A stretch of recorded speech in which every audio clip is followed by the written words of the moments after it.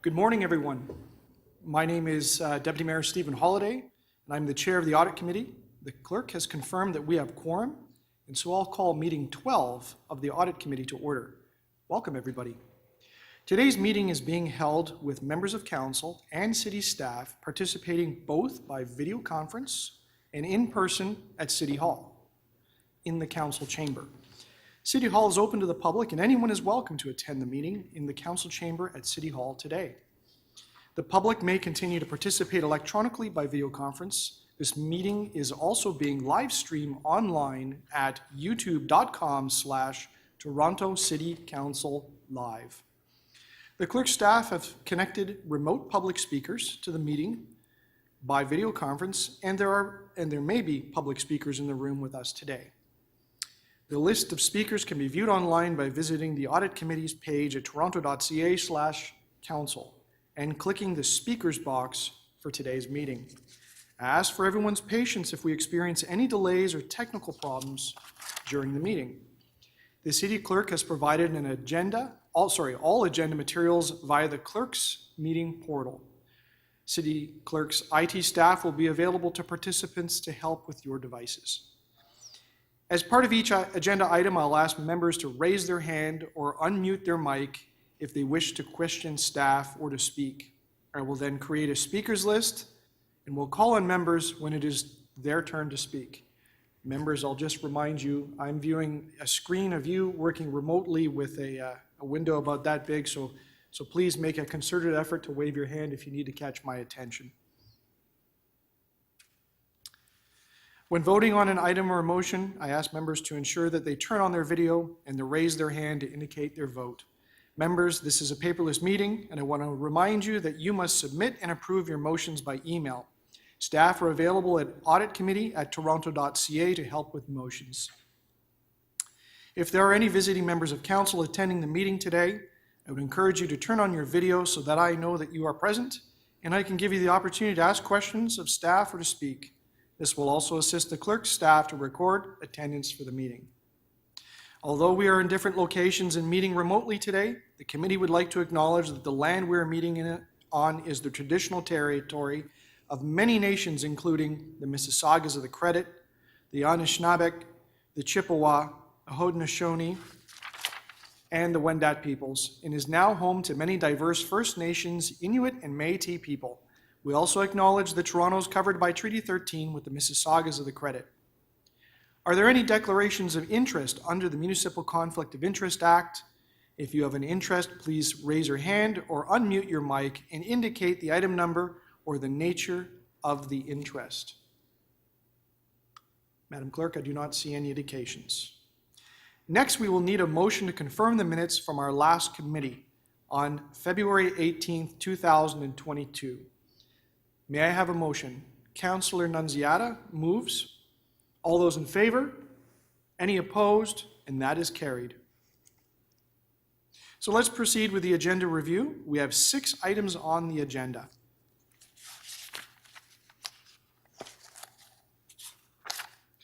AU 12.1 is part 1 of the Audit of Emergency Shelters, a focus on case management. I will hold that in my name as there is a presentation from Madam Auditor General and the staff. And we also have a speaker registered on that item.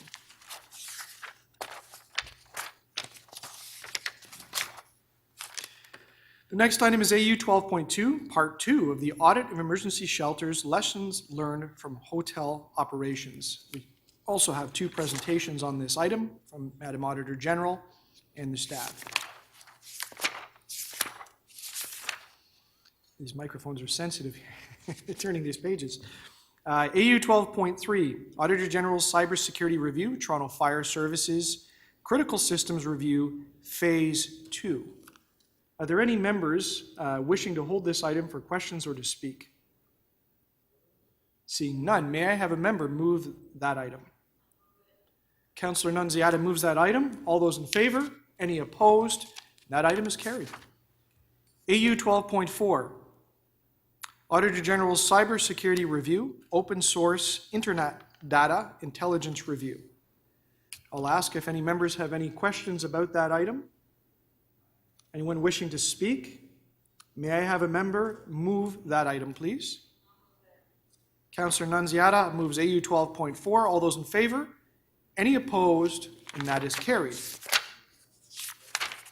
AU 12.5 is Toronto Transit Commission Cybersecurity Audit Phase 1, Critical IT Assets and User Access Management. Are there any members with questions on this item? Any members wishing to speak? If not, the clerks do have an additional motion that's required concerning the confidential attachment. May I ask if a member wishes to move that particular item and the item itself? Councillor Nunziata, if, Madam Clerk, if we could have that motion up there, if you could move the additional motion, please. The City Council direct that confidential attachment 1 to the report April 14, 2022 from the Auditor General be released publicly at the discretion of the Auditor General after discussions with the appropriate Toronto Transit Commission and city officials. On the amendment, all those in favor? Any opposed? The amendment carries. And on the item as amended, all those in favor? Any opposed? And that item carries. And our last item is AU 12.6, Getting to the Root of the Issues, June 2022 Performance Update of Urban Forestry Contractors and City Crews. Are there any members of the committee wishing to ask questions about this item? Any members wishing to speak? If not, I do have a motion, and I'll take a moment just to explain it to my colleagues.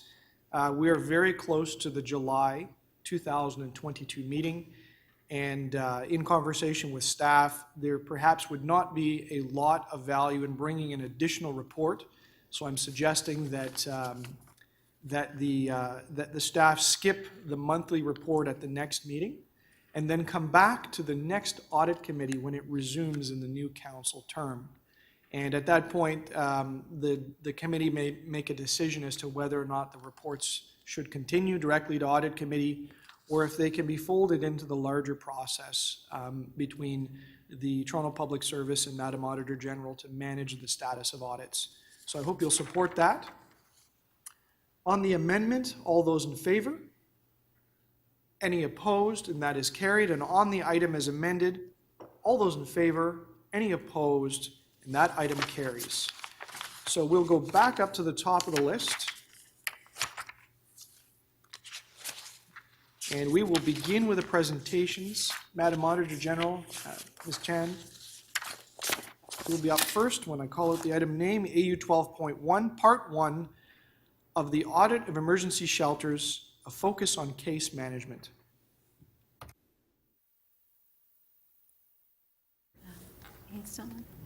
Okay, thank you, Chair, and good morning, committee. The title of this really highlights why we've conducted this report.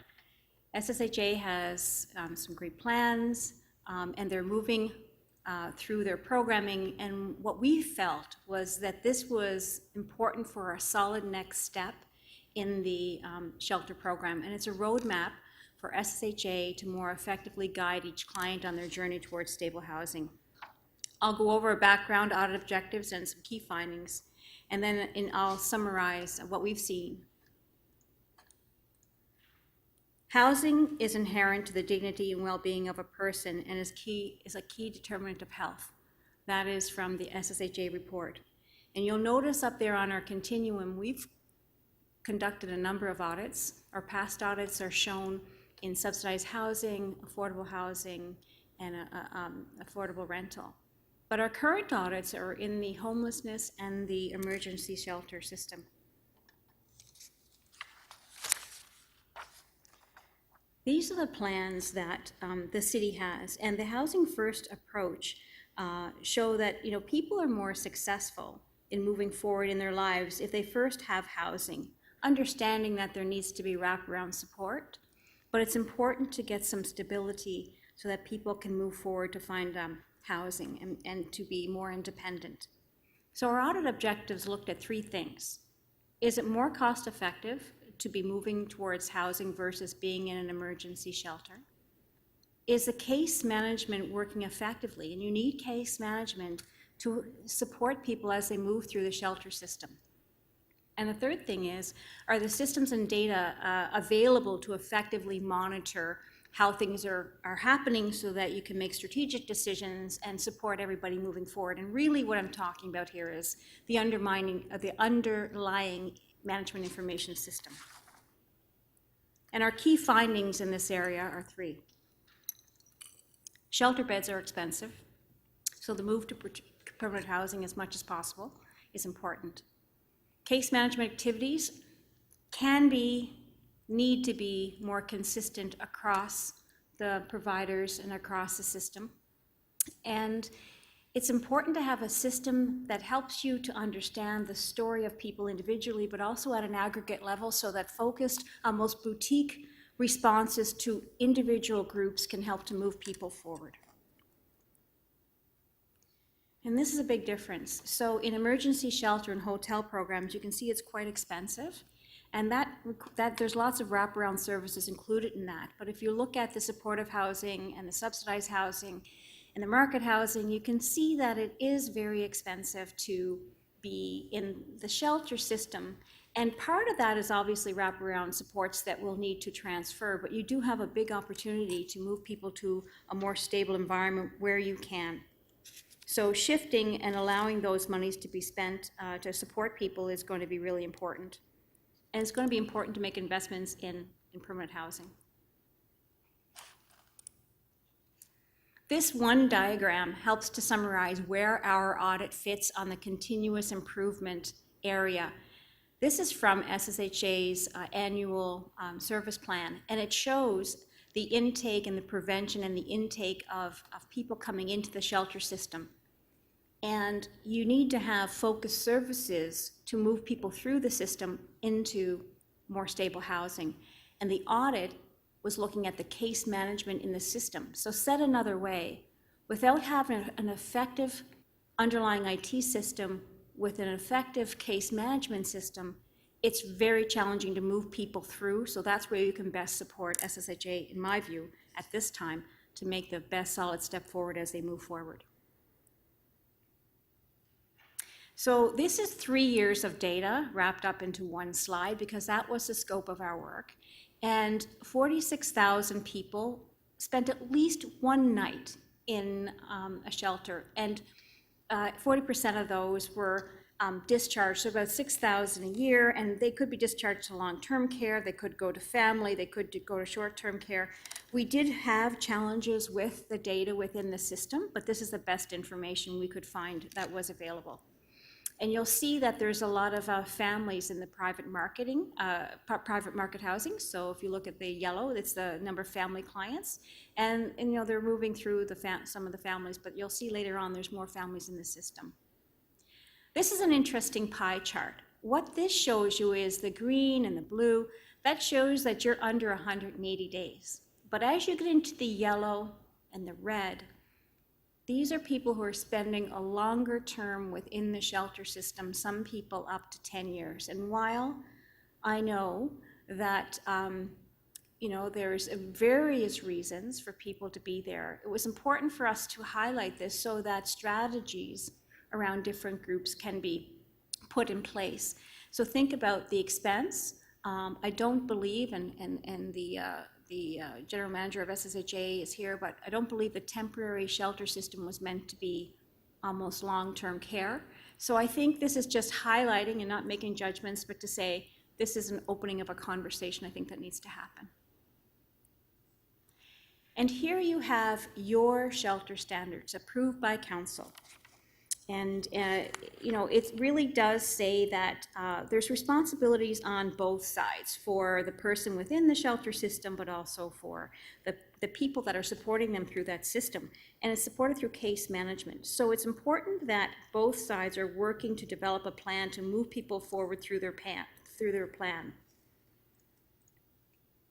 So you have to make sure that you have, you know, a plan in place, a financial plan. You have to make sure that there's high quality service delivery. So it's a joint effort. And I want to up front make sure that you understand that there's two different options here. There's the 24-hour respite site that doesn't require really information from somebody. They can go into a respite, they can have support there, they can get essential services, you don't need to provide ID.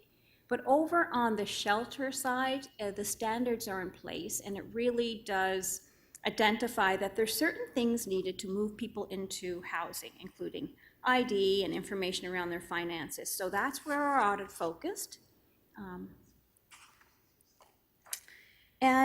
City council standards say that the client will work collaboratively with shelter staff to deliver a service plan and to work together towards achieving goals set out in the service plan. So for shelter providers, there's a need for three things: identification, financial and employment information, and income information, so that we can identify the housing supports that are needed. So sometimes not everybody provides those, and you start with nothing and you help the person to move through getting that information. Key to case management is good notes. And we found that the case notes weren't great, and they didn't consistently address and identify where people were and as they're moving towards their goals and the challenges and solutions. And this is not to take away from the great work being done by providers as they're providing shelters. We felt that it was really important to have a system to be able to capture the information. It's important to be clear on what's expected around consistency. So we felt that it was important. We could not tell, for example, at a high level, if we wanted to dive into how many people needed to provide ID, or you had to dig into the case files, which was time consuming, but also it didn't really provide you an overview of the information and where the best efforts of SSHA can be spent to get the information that they need to continue to get the programming in place. So by the numbers, we have 45% of shelter clients experiencing chronic homelessness. And to define chronic homelessness, it's really 180 days spent in a shelter in the last year, or it's 18 months over a 3-year period going in and out of shelters. So we analyzed the data, and a number of clients have been staying in shelters for more than 3 years and sometimes 10 years. Families and children are some chronic shelter clients. Seniors over 65 and older than 80 living in shelters, and people with needing significant support and long-term care requirements are in shelters. So it's important to have this kind of information so SSHA can unpack and really focus on specific groups and move groups forward. So this will show you the number of people in bed nights, 3 to 5 years, 5 to 10 years. So there's quite a number here. It's not to take away from all the great work that's been done, but it's to say, okay, let's get the strategies together to address these groups. Seniors, there's some that are 70 years old and in the system for a long time. And so where there's opportunities to assist, I think that's really important. I think the big thing also for me is families, because when you look at families, the BC Housing recognizes the challenges that families have. And they say that there's additional hardships because children are sick at least twice the rate of other children, the children who spend time in shelters. They have twice the rate of learning disabilities, 3 times the rate of emotional and behavioral problems. They're twice as likely to report failing a grade in school.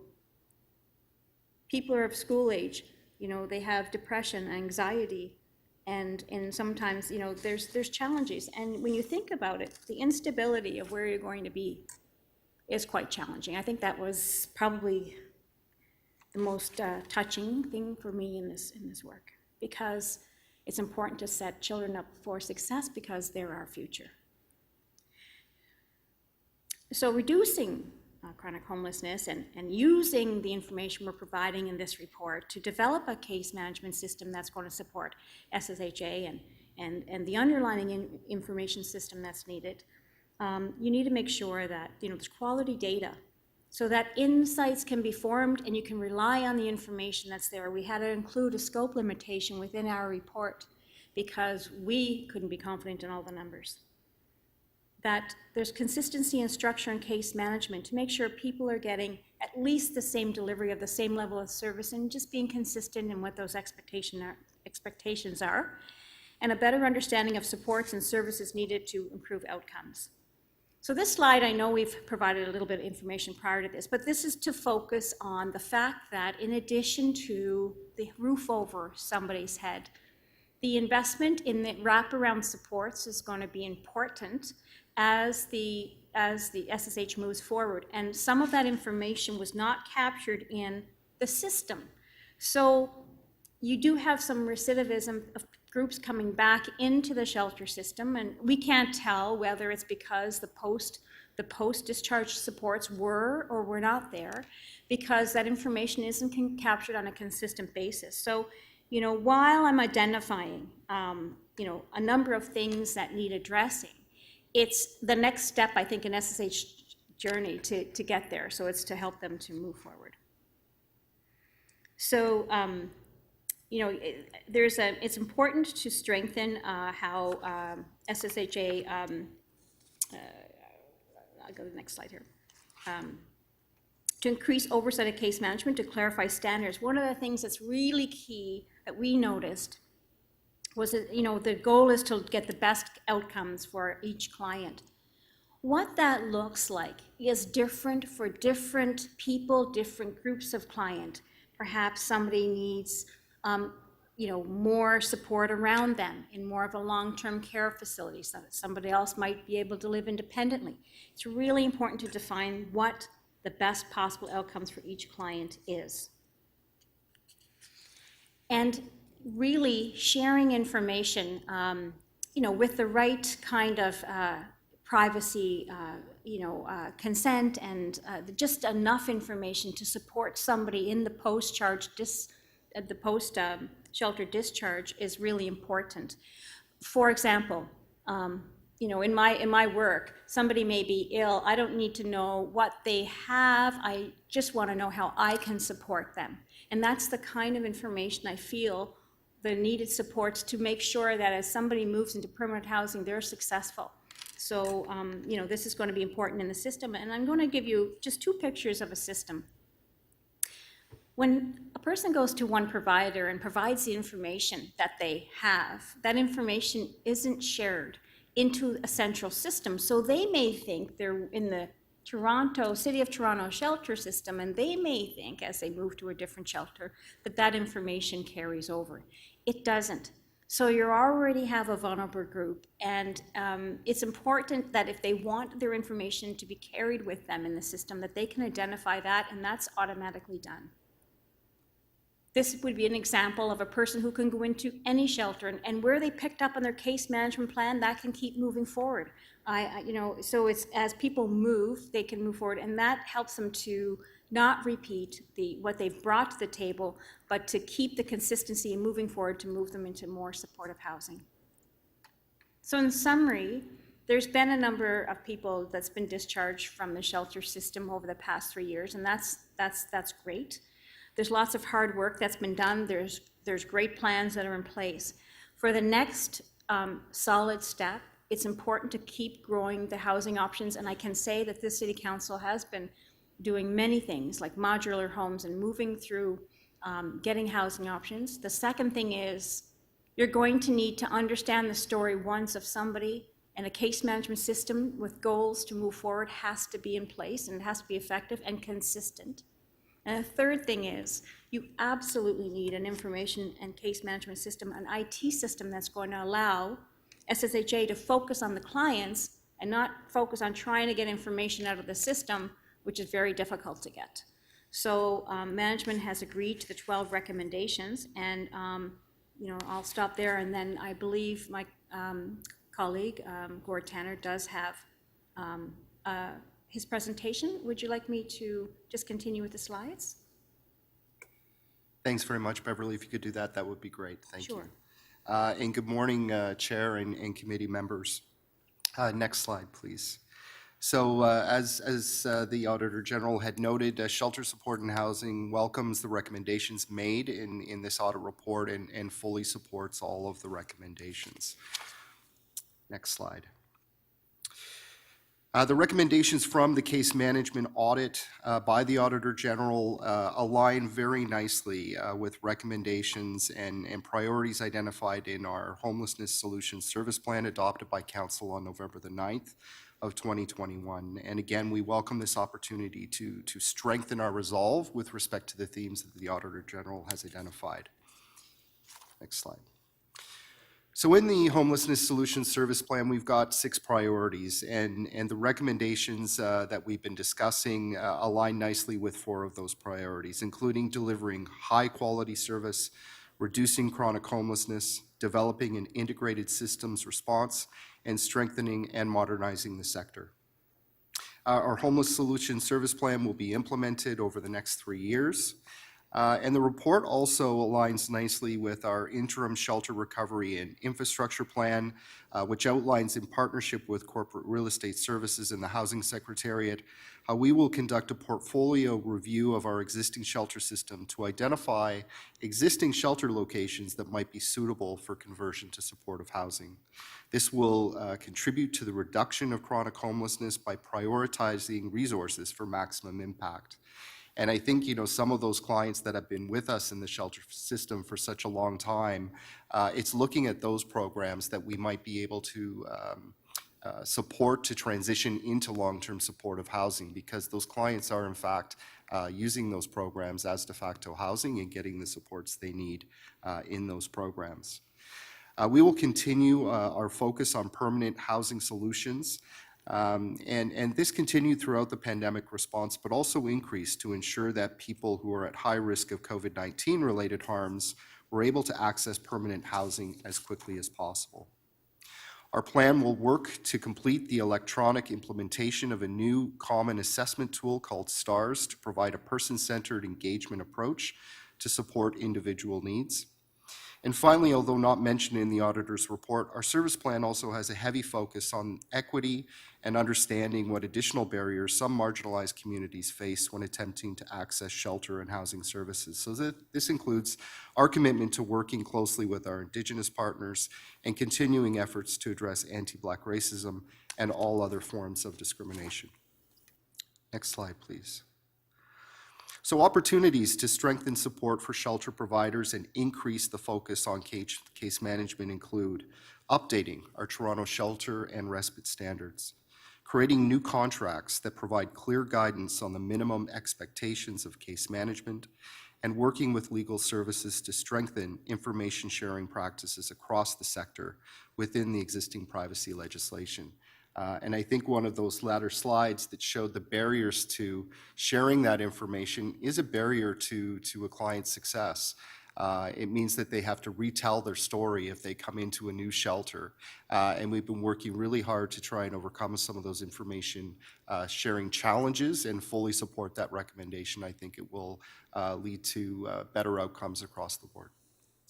Next slide. So some continuous actions of improvement that we're currently focused on include technology improvements. Our current shelter management information system was launched in 2009. It was really never meant to be a case management information system, but we've done our best to continue to enhance that system over time, and we have included a new housing module that will assist us in gathering information about a client's income support, whether they're on housing, waiting lists, and give, on a face page, a good summary of where that client is in their case plan. As part of our new shelter service model, we will be assessing the housing case management and supports across the shelter system to develop an implementation approach to really standardize that service level and make it consistent across the board. So an individual that comes into a shelter in Scarborough is going to get the same kind of case management supports that they might if they walked into a different shelter in the downtown core. We're going to continue to implement our coordinated access approach, and through the use of a new STARS common assessment tool, staff will complete a support and triage assessment when people come into the shelter system to get a better understanding of what their needs are and give us a better understanding of how we can match them to the appropriate affordable housing that's available and connect them to the right post-housing supports to make sure that that housing is successful. And finally, we want to continue improving access to housing, so ensuring that everyone that's homeless in the city has an active application on the centralized housing waitlist. And we'll do that by continuing to update and issue directives to our shelter providers to ensure that that's the case. Through this new housing module, that will be easy to track, and provide additional clinics and information sessions across the shelter sites to train staff and provide opportunities to clients to complete and update their applications on site. Next slide. So some next steps. Coming out of a global pandemic, we recognize the need to establish outcome targets and drive performance across the homelessness service sector.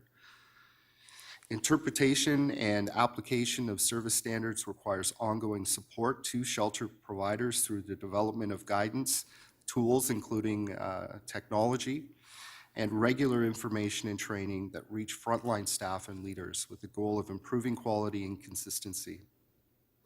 Addressing homelessness must be grounded in a human rights approach, and housing first, with a person-centered approach which recognizes that housing is essential to the inherent dignity and well-being of a person, and that it builds healthy, inclusive, and sustainable communities. The following are actions that Shelter Support and Housing will undertake to achieve an enhanced housing-focused service delivery and case management system. So first, again, updating our Toronto shelter and respite standards, and finalizing a review of these standards with key stakeholders, which will make clear case management expectations. Implementing agency site reviews related to case management starting this fall that will include a review of program outcomes, random file audits, and client staff interviews measured against our expectations. Enhanced outreach service model, which will increase and enhance outreach services to meet the unique needs of people sleeping outdoors, including meaningful engagement and choice. And finally, implementing an assessment and matching tools. So that common assessment tool that we talked about to expand the priority access to housing and supports to match people experiencing chronic homelessness with new housing and the supports that they need to be successful. Next slide, please. So we need a closer partnership with both the Housing Secretariat and corporate real estate to effectively assess and transition some of our current shelter sites to supportive housing. And alongside the Housing Secretariat, SSHA will ensure that the city is positioned to successfully deliver the housing TO plan, including using coordinated access approaches to assist people to quickly exit homelessness and be matched to affordable housing with supports. And finally, we'll continue to shine light on and highlight areas that require greater investment from other levels of government to support the unique needs of some of the people in our shelter system with significant health, mental health, and substance use issues. Thank you very much. Thank you, Mr. Tanner, and thank you, Madam Auditor General, for your presentations. At this time, we have a speaker for the committee, and I'll check with the clerk if we are ready to connect. Excellent, thank you. May I ask Sonia Nerad from the Toronto Shelter Network to join our committee? Welcome, Sonia. You have 5 minutes allotted to speak to us today. Thank you. All right, thank you. My name is Sonia Nerad. I'm the Executive Director of the Toronto Shelter Network, also called the TSN. I'm here to express our support for many of the recommendations made by the Auditor General in the case management audit. The TSN represents 34 organizations that collectively deliver our emergency homelessness services in the city. That includes shelters, respite centers, our drop-ins, and COVID shelter hotels. The recommendations presented by the Auditor General do align with our belief that it's necessary for us to fundamentally change our current approaches to homelessness and really commit radically to being client-centered and housing-focused. We value the incredible efforts that have been undertaken by our sector and by SSHA to keep our most vulnerable residents safe during the pandemic. And over the past year, TSN has conducted research. We've convened, excuse me, planning tables to identify how best to recover and transition from the pandemic. And we do support SSHA's Homelessness Solutions Service Plan. However, we also know when we look at other comparable jurisdictions that our shelter investments can be used differently and towards much greater impact.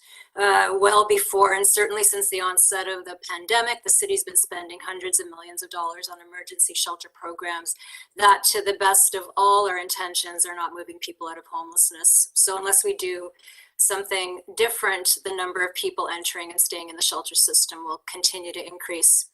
We do support the Auditor General's recommendations for more consistent monitoring and accountability of case management practices and clear outcomes-based measures for guiding system performance. However, all of this also has to come with improved case management tools and resources. SMIS is not adequate. A modern information management and client case management system that's user-friendly, that provides useful and accessible client data and information, which helps staff with case planning and with follow-up, and which enables cross-sector information sharing and care continuity is desperately needed. Shelter providers throughout the city are eager to access enabling technology to train up their staff and to work in a coordinated fashion to more effectively support clients to achieve housing outcomes.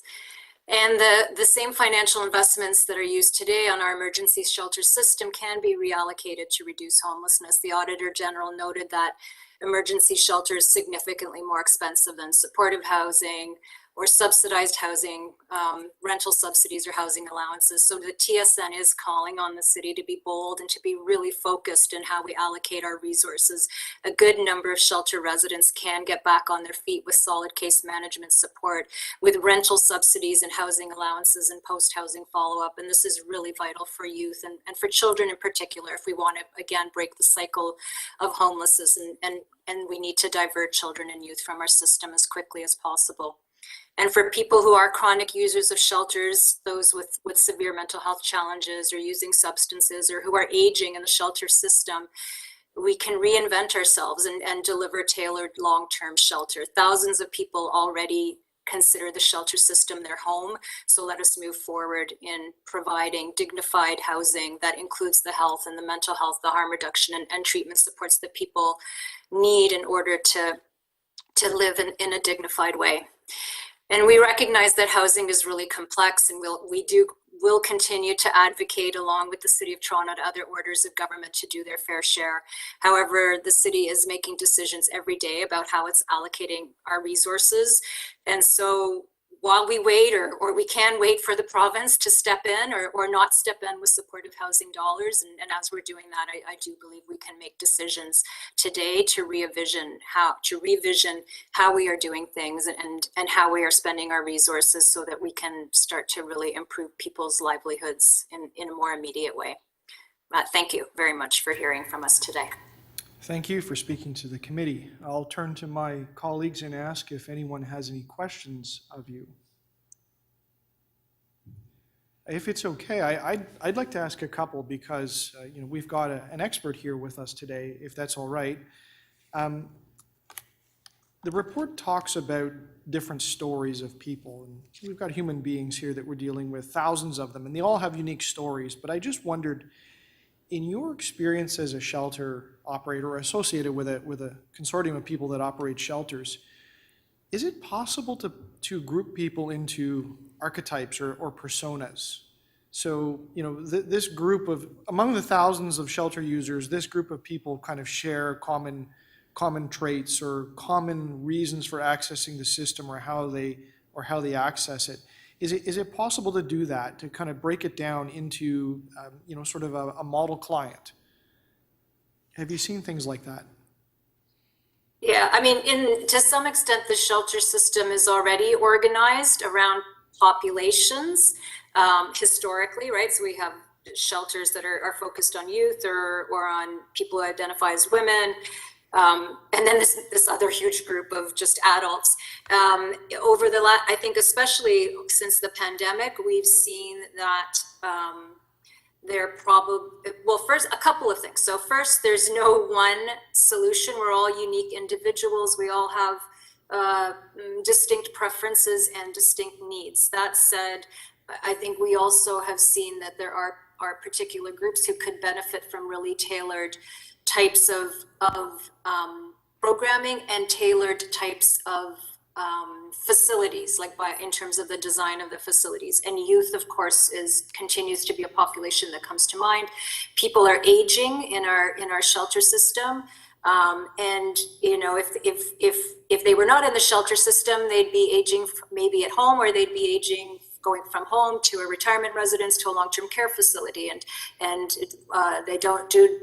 a lot of people do not have that option that are in the shelter system. So moving forward and looking at facilities and programming that really supports people to age in a dignified way, I think is one option for sure, and we've been talking about that for a long time.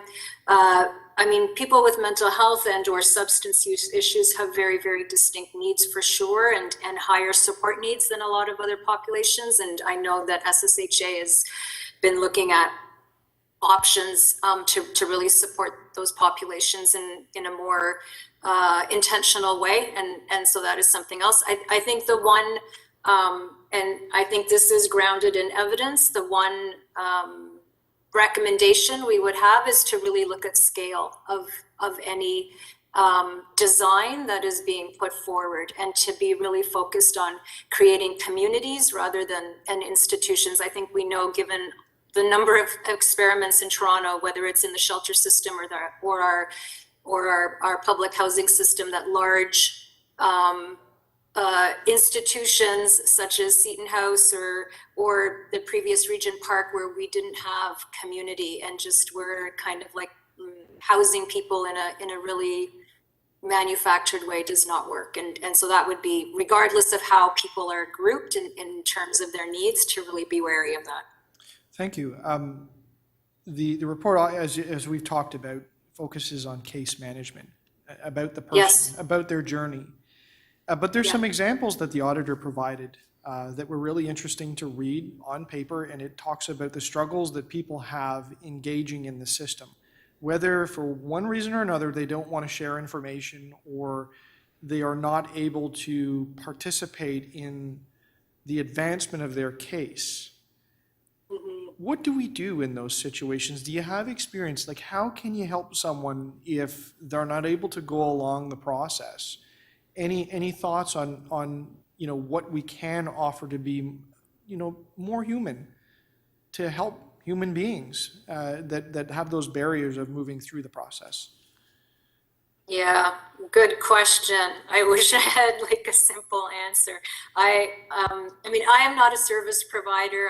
I hesitate to speak for the thousands of staff who are doing this every day. However, having worked in the health and social services sectors for many, many years, I do believe that it is challenging to engage people in a relationship, but like a caring relationship, when the system is, for the most part, when it's an emergency system, it's not set up to really engage people in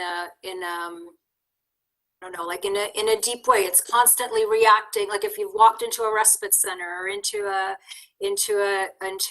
busy shelter, it is really hard to form like a therapeutic relationship sometimes with all the crises that are happening at one time, and the different kinds of needs that are presenting themselves to staff 24/7 like this. This isn't like a 9 to 5 or an in and out like in a hospital, for example. And so I think back to like really, this is why TSN calls all of our reports reimagining, redesigning, recreating, because I do fundamentally think we need to look at it's a 24-hour homelessness system. People are living in our shelters. They're not coming in and out of service. And so to work with people in a way that really respects that this is their home, and then how do we move forward if that's our starting point, right? That people are here because they envision this to be their home, and how do we treat our family members, right, that we live with day in and day out, and maybe to move forward from that perspective, and see if a different kind of helping relationship can be formed. Thank you. I'll check with my colleagues. Are there any follow-up questions? Seeing none, thank you very much for joining us today. Thank you. I'll turn to my colleagues if there are questions of staff or Madam Auditor General. Councillor Fillion? Thank you. Starting with the numbers, which I'm trying to make some sense of, and I know, it is difficult to compile data. That's partly what the report is about. But I was a bit puzzled by the number 46,300 that have used the shelter system in the last couple of years. And I know that, staff have estimated that there is 8,000 to 10,000 on any one given day who need some kind of shelter. So are those comparisons kind of misleading, or have a large number of people, like 36,000 people, actually found some kind of permanent housing, either on their own or with our help? Thank you, Chair. Through you, Chair. The 46,300 are people who stayed over the last 3 years at least one night in a shelter. So if you took that and divided by 3, you're down to 15,000. And do you want to add? My Deputy Auditor General will add more to that. But I think we're aligned on the numbers generally with SSHA. Our definitions of things like chronic homelessness, we went in and audited those. But if you take our numbers and divide them by 3, you're going to get around the same numbers. And over to you, Deputy Auditor General. Thank you, Auditor General. Through the chair. So the 46,000, that is people that stayed for at least one night over the 3 years, and that includes 3,750 families. Within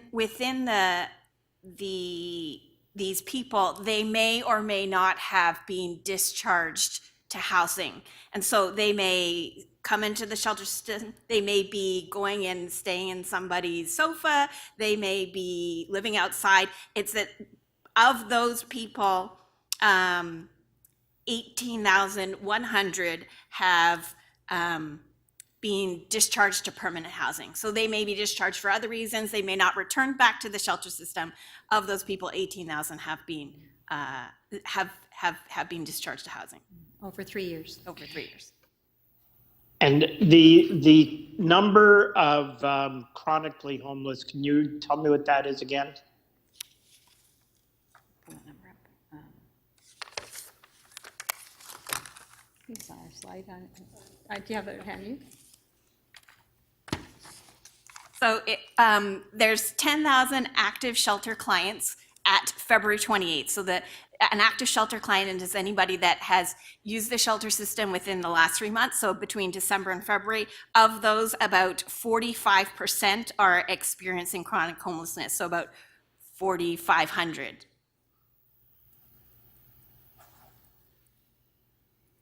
Okay, and the family numbers, you had talked about 3,750 as part of the larger number of the chronically homeless.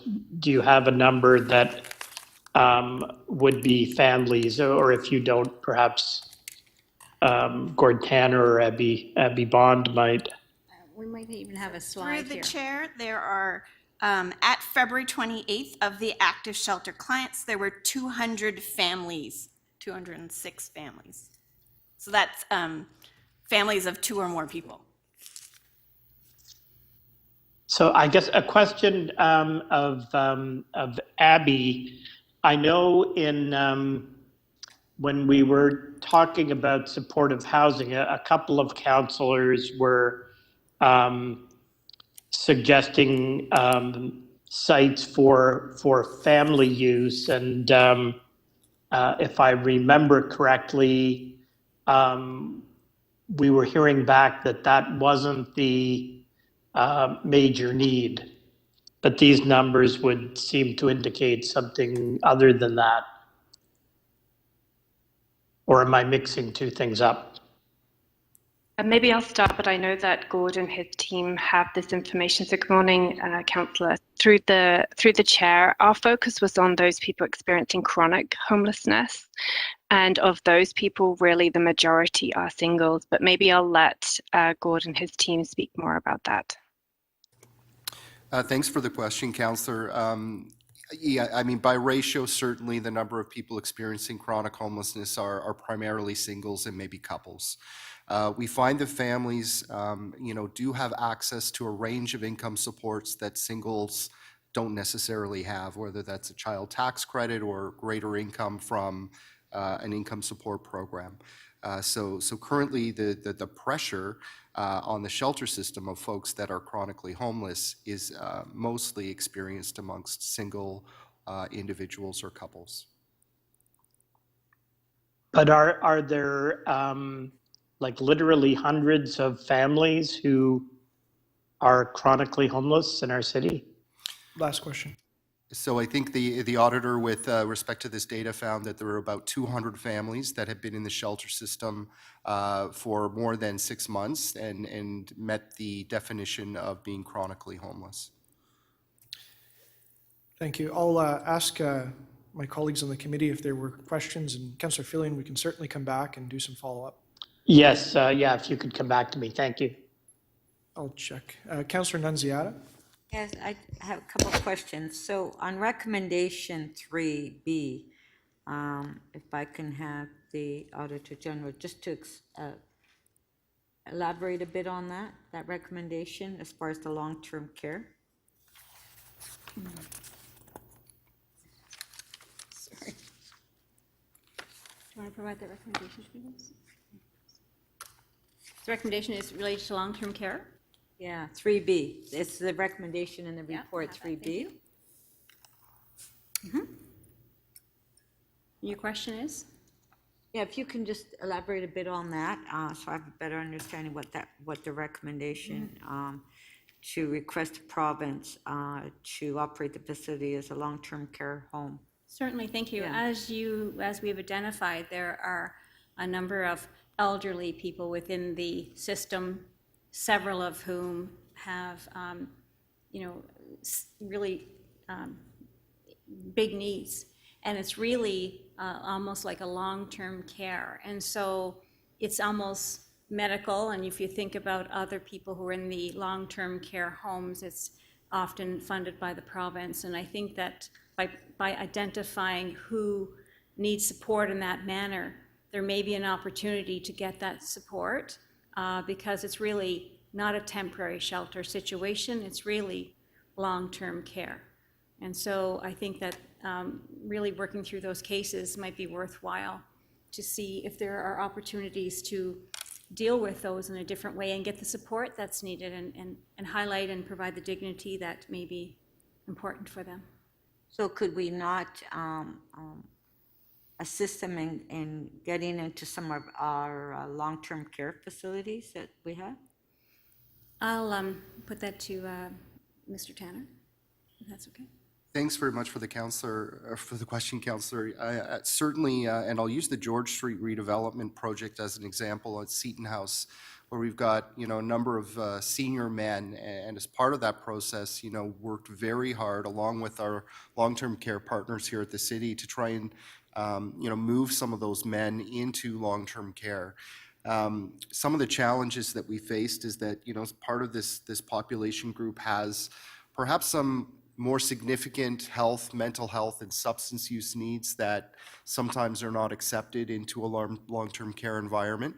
But we have worked with our long-term care partners to submit a unique funding request to the Ministry of Health and Long-Term Care to actually pilot a program that would meet the unique needs of this client group, provide them the care they need with the specialized supports that I think would be important. But we're very happy to see the auditor recognize that this is one of our challenges and look forward to continuing our work on this piece.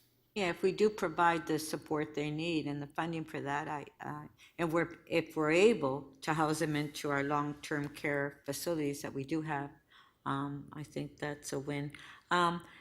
As far as the Toronto Community Housing, are we working with Toronto Community Housing and housing some of these, especially some of the seniors into Toronto Community Housing? As you know, we just formed at Toronto Community Housing the seniors housing. So are we working with TCHC to house some of the seniors into these facilities? Thanks for the question, Councillor, and working very closely with Toronto Community Housing on a unique project called our Rapid Housing Initiative, which matches individuals experiencing homelessness with some of the vacancies that we have that are hard to rent units perhaps within the TCHC portfolio. Individuals on the centralized waiting list also get priority status as being experiencing homelessness, and with the creation of the seniors housing portfolio, we'll be working very closely with that organization as well to try and match some of our seniors to available units within those portfolios. Okay, thank you. Thank you, Councillor. I'll check with my colleagues on the committee or any visiting councillors if there's questions. No, okay, Councillor Feeling, give me a second. I'm going to ask a couple as well. Mine are to Mr. Tanner. So if you've ever shopped on Amazon or even called like a telco service provider to ask technical questions, when you go through the first step of the call or you engage on their website, they track you as a customer. And by no means am I comparing the shelters to calling a service provider, but there's some principle in there. They keep a running tab of you as a customer and what you've engaged on, what problems you've had in the past. And the ones that do it well make it a lot easier when you call them. They've got your history on the screen and they can help get to the point really quickly. I just wondered, there was a mention here about involving legal services, about information sharing principles, especially when we have a network of hybrid of internal and external providers. What challenges do you see in sharing information, either from rule or from design, that holds us back from providing the best possible services for the clients, the most efficient and the most human-centric when it comes to information sharing?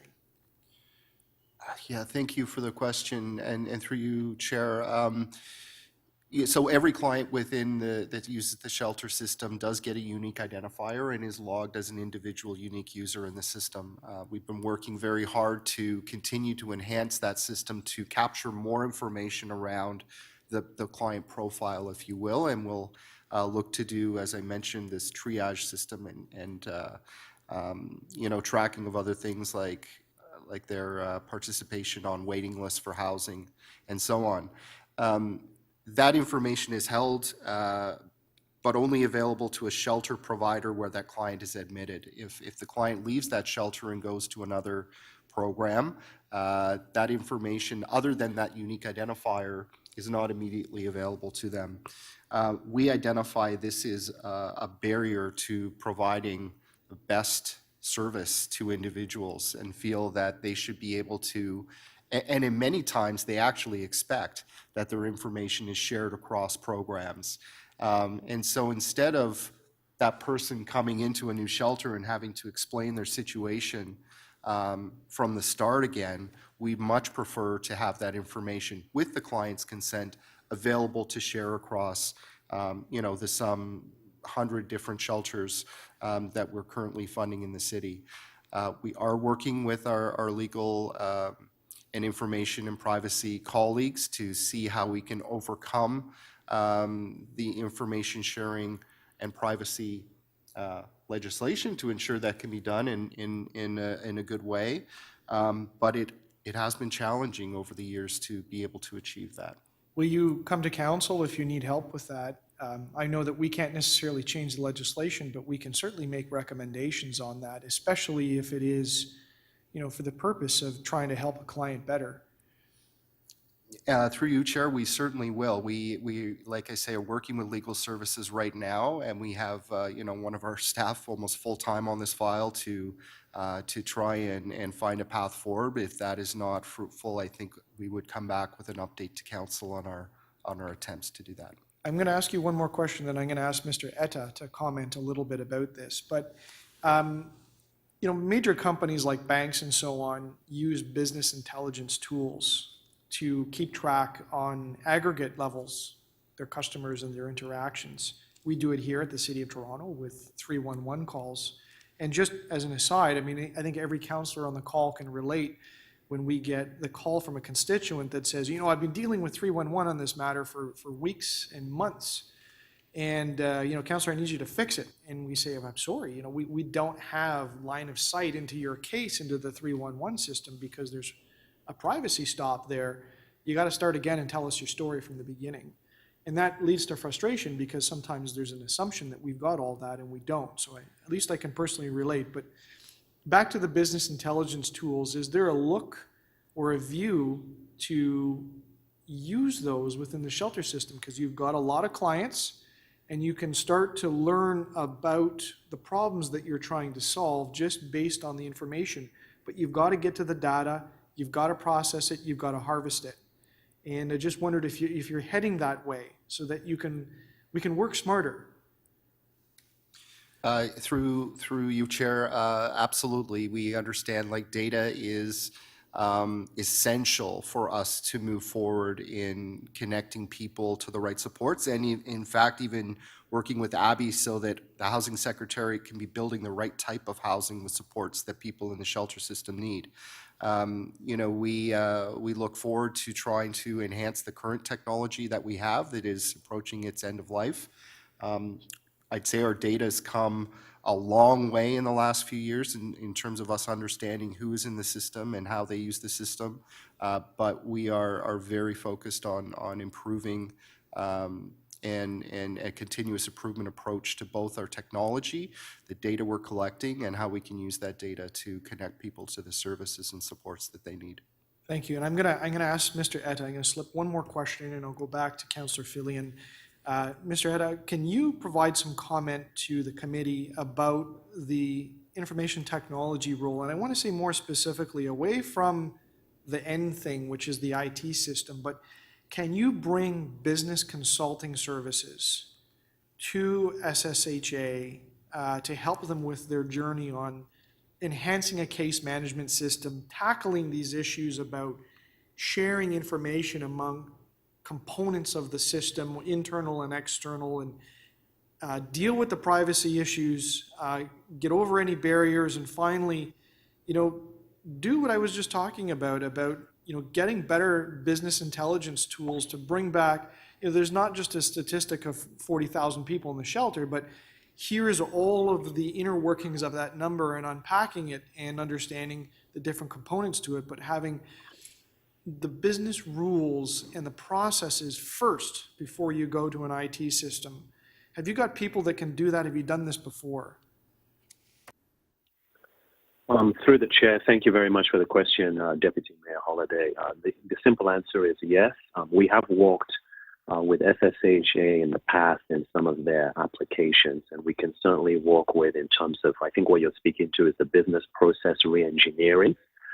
Often that is usually where the first point is to reassess the current state of the business, the future states, to ensure the appropriate business systems and tools are connected from a data, and then essentially it would lead to what the appropriate solution is for the case management system.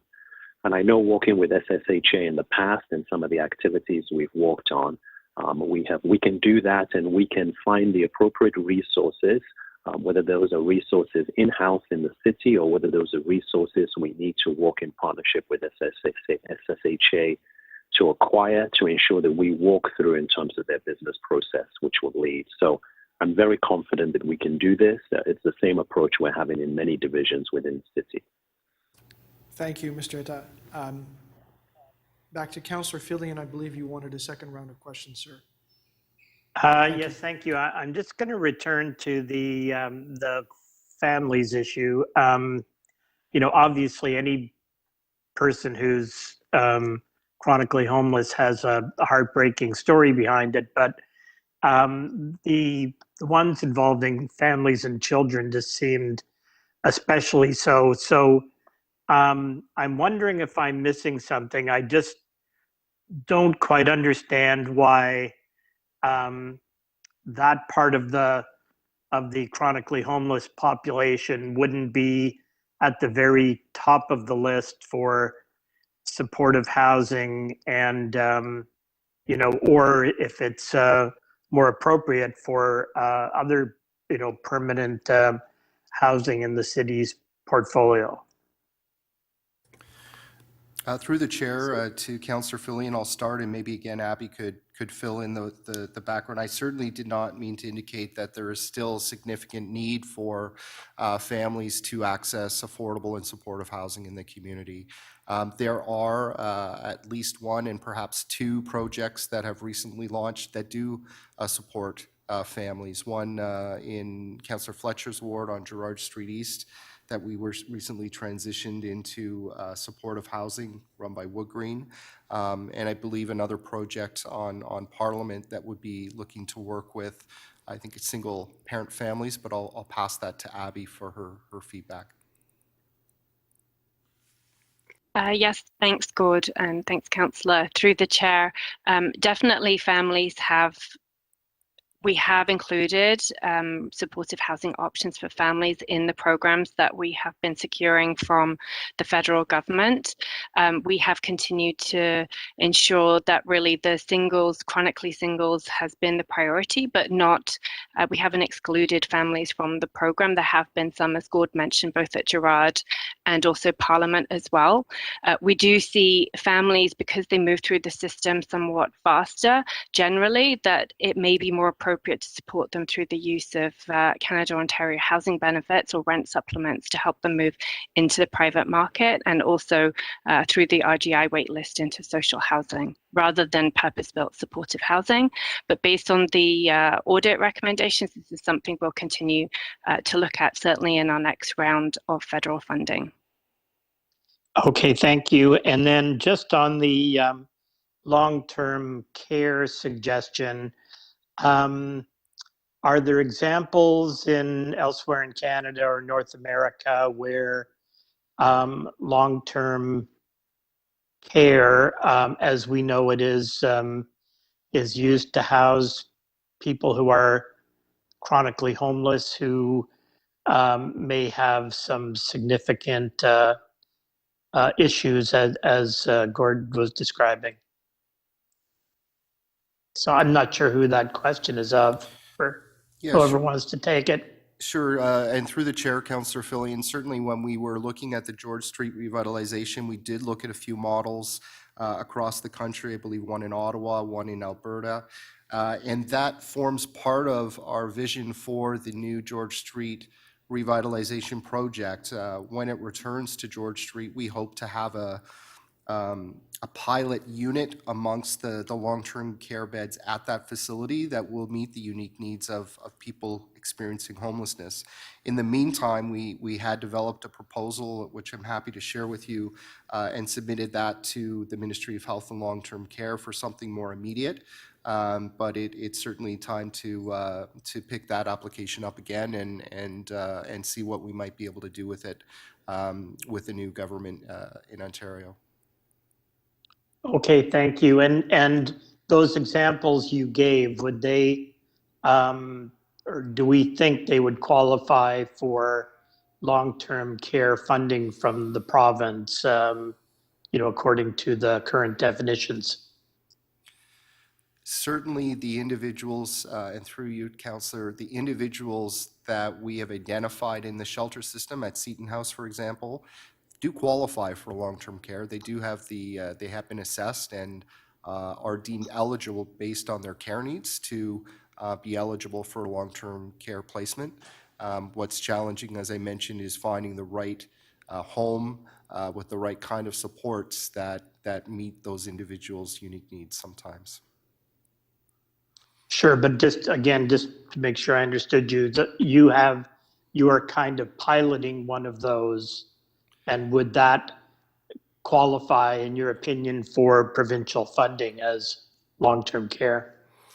So thanks, Councillor. We have produced an application for a pilot, which has yet to receive funding. We feel it is an appropriate application for funding from the Ministry of Health and Long-Term Care, but it has yet to be considered or approved for funding. Okay, thank you. Thank you, Councillor Fillion. I'll just, Can I just ask Of one more course. question on that? Just on that last comment. So it's not, as far as long-term care, it's not just funding. Is it not important that you have the proper staffing, training staff that's able to assist? For example, senior has very aggressive dementia, and how do you deal with it? I say that because my dad was in a nursing home. He had very aggressive dementia, and we were told by the nursing home that the staff was not equipped to deal with dementia or aggressive dementia. So is it also having the proper staff that is trained in order to be able to support that senior?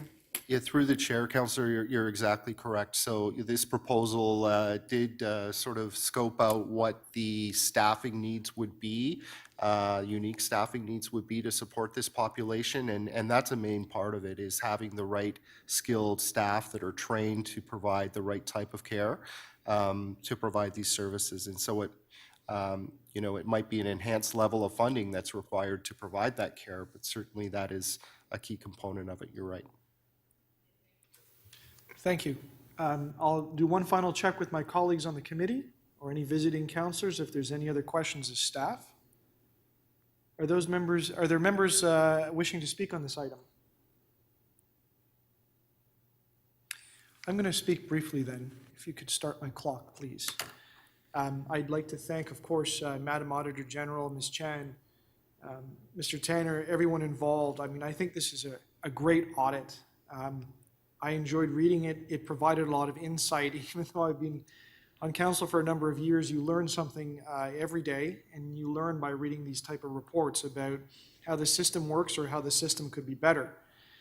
But it's always struck me, there's thousands of people in the shelter system, and they all have unique stories because they're all human beings. They've all got a life journey, and they've all got challenges that they've faced. But bringing the stories together, and I'm going to pitch an idea here that perhaps the vast majority of people can be put into personas or archetypes or people that are experiencing the same type of situation. And I don't mean by simple demographic, by age or by gender or whatever, but there might be stories or situations that combine together. And then we as an organization can begin to serve those people better because there's an efficiency to that.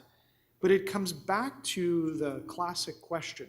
When you understand the client or the customer or the person you're trying to help, when you understand them better, you understand the problem that you're trying to solve. The problem on its face is, you don't have a roof over your head. I'm not so sure that if you just handed a person a key and said, here you go, here's a place, good luck with it, that's going to work every time. I think you need to understand their journey. And you need to understand what their aspiration is and where they're trying to head. And then you can break down those problems. And you can figure out, is that a resource question that City Council needs to tackle? How many shelter beds do we need next year? How do we design the service? Is it something that is more akin to mental health or physical health? And is that even something that the city can solve? But at least you can identify the problem and the question and then engage with another order of government or an agency to try to address it. And yet we fall down. People find themselves in those interstitial spaces caught in the shelter system for years. It's got to be frustrating for the people that work in the shelter system whether they're paid or volunteers, to see the clients and know that they're living on the edge and that they're not finding the path that they need to go in. It's got to be frustrating as a shelter user. You know, I can't relate. You know, I talked about my example in the questions before, that if I called in for tech support, I mean, that's a far cry from being in a situation where you're desperate for some help. But yet you go each time and you face a new person and you have to tell your story from the beginning to the end and explain what you need, and then only to repeat that a couple of days later next time you go to the shelter.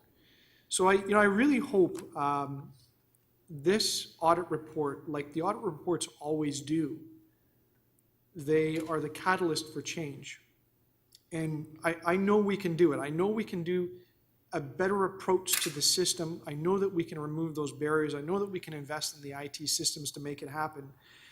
And I think ultimately we've got those barriers that I asked Mr. Tanner about information sharing and how you can allow the person's information to travel with them so that we can serve them better. But I also think when we get those barriers sorted out and we get this case management system and process working a little better, because it's not that we don't try right now, but we can make it better. I think the trust then comes from the clients, and the clients will share more information with us, and that's how you get a system that really goes. So I thank everybody involved. I mean, I think this is going to change things a lot, and it ultimately means, you know, somebody that's not going to be caught in the system in the future and live for years, going from shelter to shelter, retelling their story. If we can help a few of those people, then it's time well spent. It's a change for the better. And so I commend once again everybody for doing this. And you know, I think this is a great report, and everybody should read it to understand the system better, and what can be done to make things great for people. Thank you very much. With that, may I ask a member of the committee to move the recommendations? Councillor Nunziata moves the recommendations. All those in favor? Any opposed? And that item is carried. Our next item is AU 12.2, Part 2 of the Audit of Emergency Shelters, Lessons Learned from Hotel Operations. Madam Auditor General, you have a presentation for us. Please go ahead. Yes, thank you, Chair. There will always, I believe, be a need to be able to ebb and flow by using emergency shelters and some hotels. And the reason I say that is because, you know, according to Dr. Davila, there will be another pandemic. There will be extreme cold in the winter. So the reason we did this work is so that as you set up for the winter and as you set up for the next pandemic, there's a bit of time here to identify if there's some lessons learned, so that every dollar and every bed is available for somebody in need. So the presentation, we're going to do look at the background, key findings, and then our conclusion. Our objective was to look at shelter hotel contracts to see if they're adequately monitored. We wanted to see if the hotels were effective, the contracts were effectively managed, and we wanted to look at infection control, because that was a concern that was raised, you know, when there were encampments. Some people didn't want to use the hotels during the pandemic, and so we wanted to take a look to see if we could find a way to provide, you know, assurance for people moving forward. So again, the three main areas of improvement is to leverage the data within the shelter management information system. This is the same IT system underlying what the case management system is. So it's the same IT system. So if you fix that, it's going to help to fix this.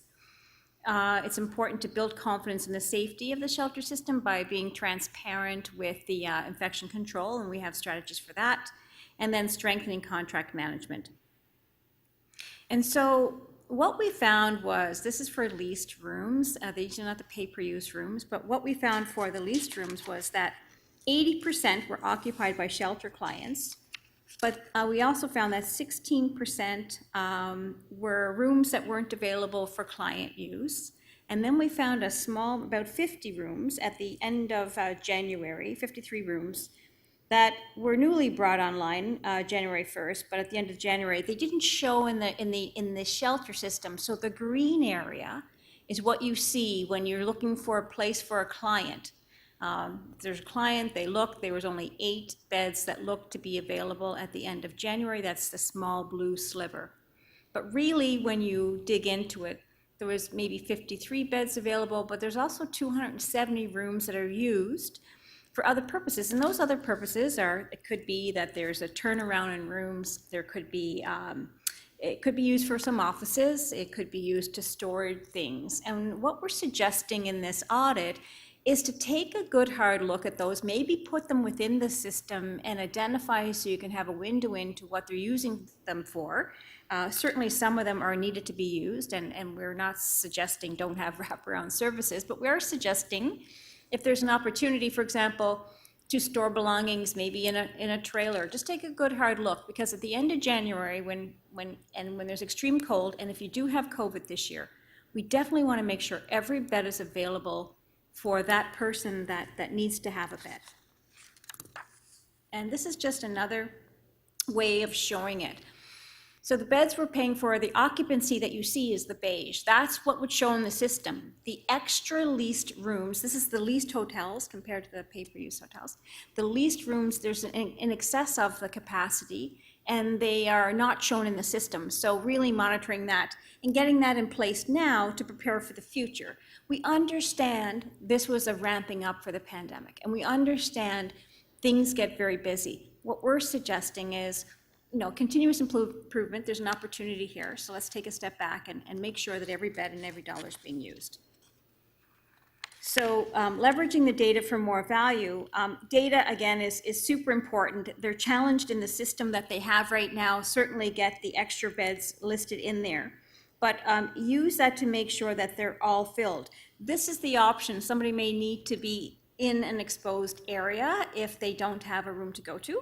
So making sure that they identify the rooms that are available, fill up the leased rooms where you can. So leased block is a block that is already paid for. And then the pay for use is kind of ebb and flow, expand as you need it.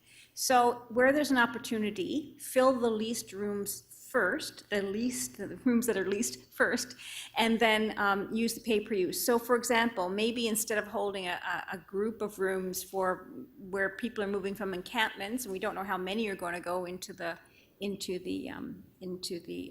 hotels, perhaps use the pay per use for that, because there's ability to expand and contract as needed.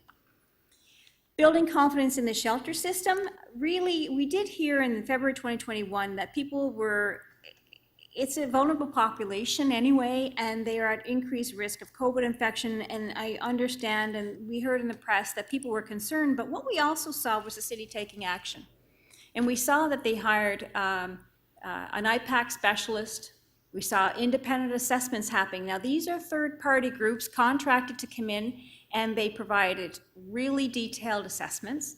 And then they provided a report. And what's interesting in this report, you can see perhaps where they were in the blue in their first assessment, and then the green, they did a lot better.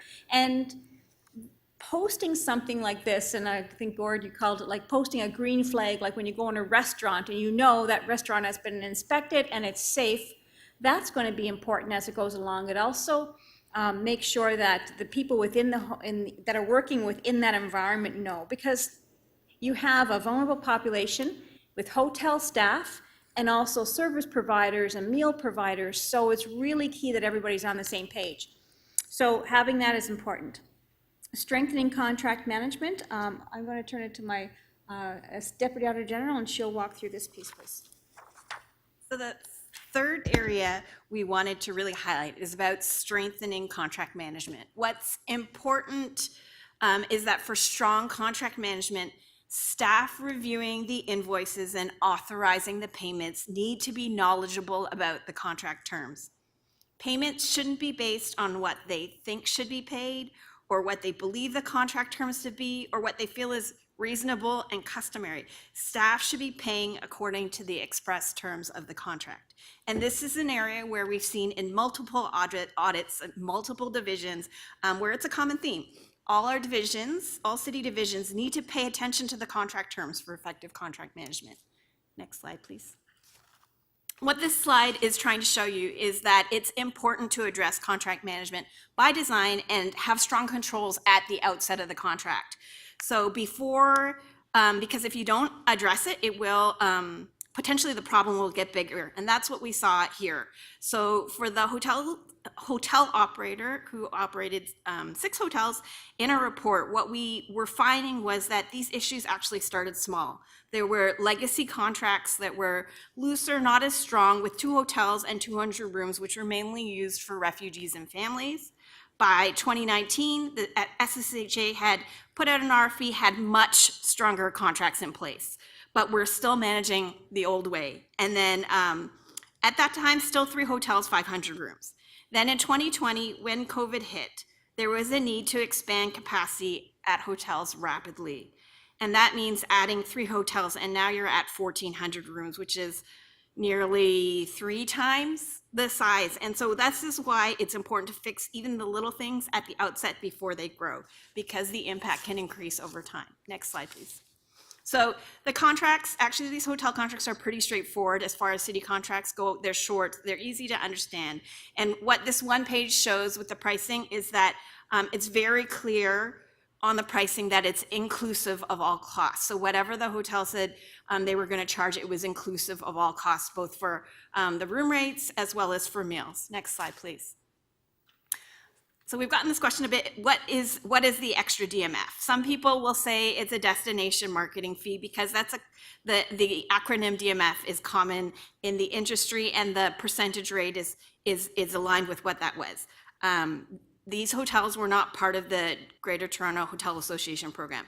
Is it a direct management fee? That's what the hotel operator told us. It doesn't matter what it is. It's that the contract states the price is all inclusive of all costs. And so all the city should be paying is the room rate. Next slide, please. With the facility surcharge, is it a charge for using the facility? Is it a gratuity? Again, it doesn't matter. It's what the contract says. The contract says the meals are inclusive of all the prices. And then for vacant rooms, again, according to the contract, 2019 contracts were paid per use. At the beginning of COVID, so at March, SSHA had asked for a room block because they didn't know what they would need for the pandemic. They paid for those vacant rooms in that room block. This is not what that is. The vacant room charges in April 2020, the agreement says suspend all vacant room charges at the hotels. So the agreement actually says you're not going to pay for vacant room charges. And then there's a number of agreements that subsequent amending agreements that speak to the COVID isolation hotel. And in August 2020, there is an amending agreement that talks about vacant rooms that will be paid for by the city only at the COVID isolation hotel. Next slide, please. So overall, this just highlights the importance of knowing what the contract says, getting legal involved if you're going to change the terms of contracts, getting legal's advice if you're charged something that doesn't look like it's in accordance with the agreement, and then making sure it's important to make sure they're properly any changes are properly authorized and reflected in the agreement. Why it's important is that there needs to be a common understanding both of what the vendor's obligations are and what the city's obligations are, and that's what the agreement is. It protects the city interest, but it also makes sure you're only paying for what you've agreed to. So actions that's being taken since we first provided our preliminary observations and recommendations for DMF. What we understand is that the hotel operator has stopped charging the DMF on 2022 invoices and has so far agreed to refund amounts for the period from April 15th to July 15th, 2021. For facility surcharges on invoices, they're no longer reflected as a facility surcharge. How they read now is as a gratuity or a grat, and at a rate that's different than the facility surcharge. But again, this isn't reflected in the agreements, and there has not yet been any agreement on a credit for prior periods. For vacant rooms, the charges had continued, and that hadn't been addressed at the time we followed it up in April.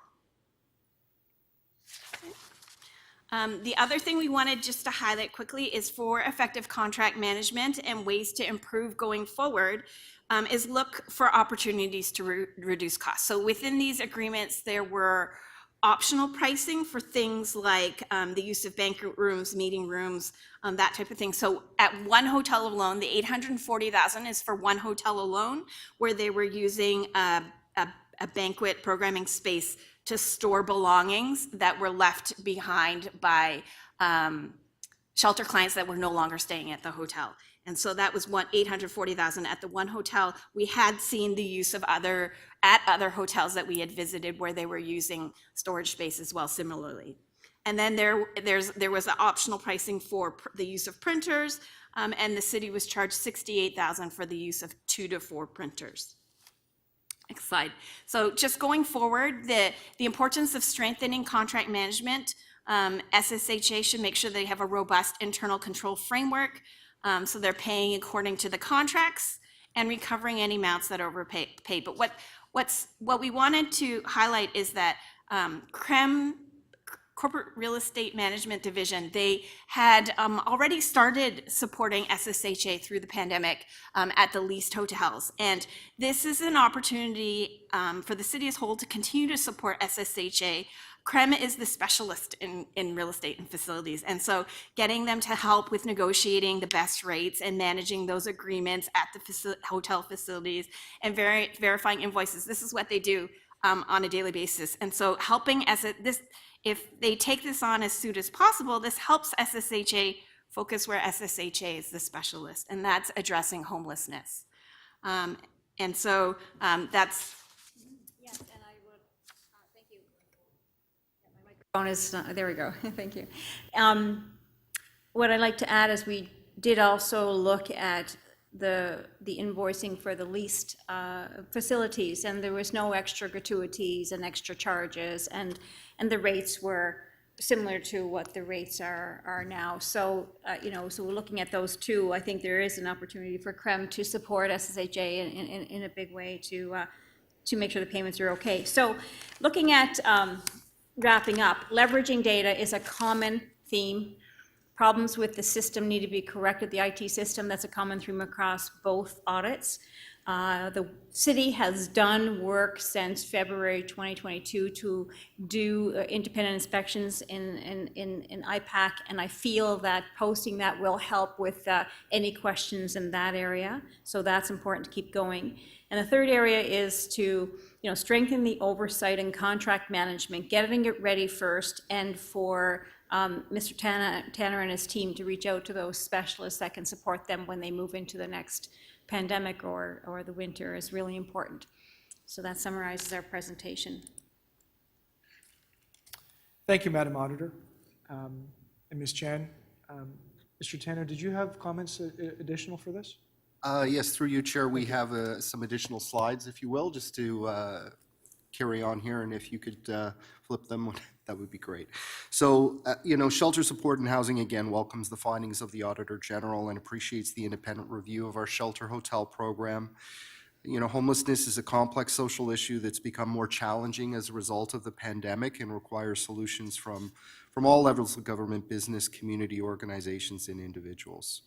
While temporary shelters are necessary to provide that emergency response to people in housing crisis, we know that permanent housing with supports is the solution to chronic homelessness. So again, we welcome the recommendations. We agree with all the recommendations that are made by the Auditor General in the report, and I'll just touch on a few other items as we go. So overall, the recommendations of the hotel operations align again with the priorities and actions of our Homelessness Solutions Service Plan. They align with initiatives being actioned to support client transitions into stable housing, and they support the efforts of the city to maintain IPAC measures and practice to ensure a safe shelter system. They also reinforce the need to strengthen contract management processes, and as the Auditor General notes, we need to stretch every dollar that we have from the public to provide important and tailored supports to people experiencing homelessness in this city. As an example, we do agree that with the recommendation to transfer the oversight of these contracts of shelter hotels to our colleagues in corporate real estate and have them take on with their expertise the focus on the RFPs, the invoice processing and future negotiations with our shelter hotel providers. Next slide. I think it's important to note that the City of Toronto implemented one of the most comprehensive responses to COVID-19 for people experiencing homelessness in Canada. We did move very quickly in 2020 to open up 48 temporary shelter sites to provide additional space for physical distancing, avert potential outbreaks in shelters, and frankly, to save lives and stop the spread of COVID-19 in the community. This unprecedented and significant expansion of the emergency shelter system required new approaches, rapid responses to emergent and urgent issues as they arose to ensure our critical frontline operations were maintained. So learning from those experiences will continue to inform our approach to ongoing continuous improvement in service delivery and oversight. Some of the specific actions we took during the pandemic, we did secure funding to rapidly increase supply of shelter beds, introduced a recovery and isolation sites for people experiencing homelessness who are COVID positive. At one time, we were mobilizing more than 600 redeployed staff from other city divisions into our frontline ranks to ensure that operations continued, and provided millions of pieces of PPE to clients, community partners, and staff. And we are deeply proud of our response to the COVID-19 pandemic and its ongoing effects, and so proud of our frontline staff and community partners for their ongoing efforts to protect people experiencing homelessness in Toronto. Next slide. So all the hotels that we lease, we try to have in place to support shelter operations. Although some of those rooms may not be available for clients to sleep in, many of them are provided to deliver healthcare, mental health care, counseling and crisis support, case management and housing work, harm reduction and overdose prevention, and as noted, to safely store client belongings. Rooms can also be used for staff meetings or monitoring other health and safety issues in the shelter hotel programs. Some at times may be offline for repairs or for deep cleaning. Next slide.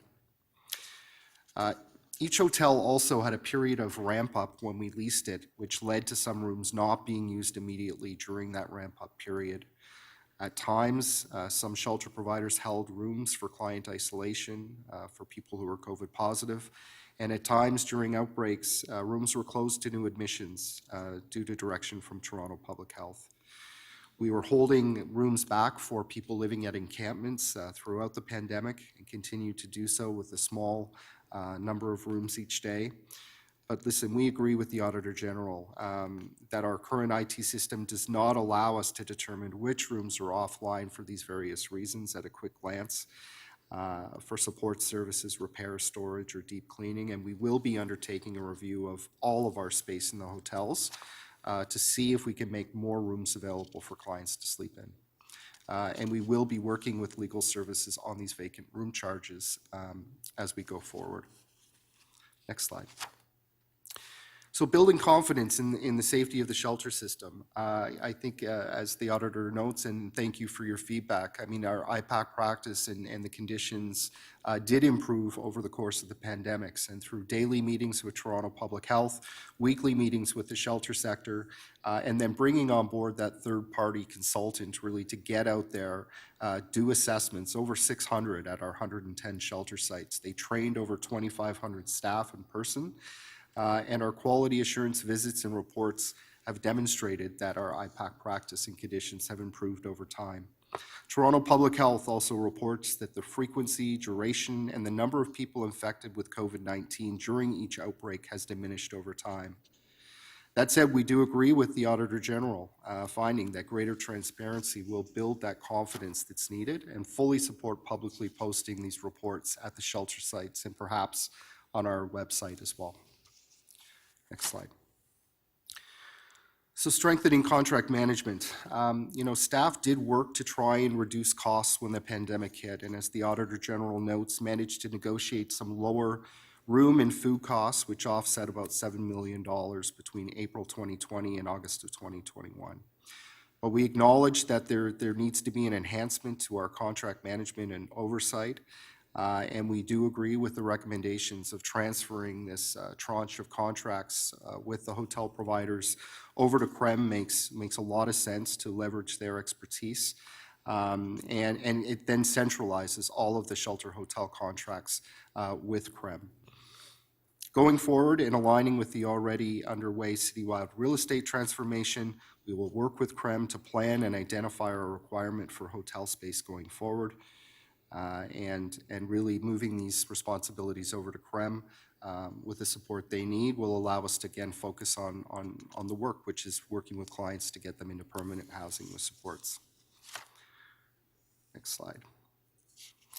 So next steps, we are building on existing processes to ensure that payments are authorized for charges in accordance with the strict terms and conditions of all our contracts, and implementing consistent policies and procedures for increased oversight across our contract management portfolio.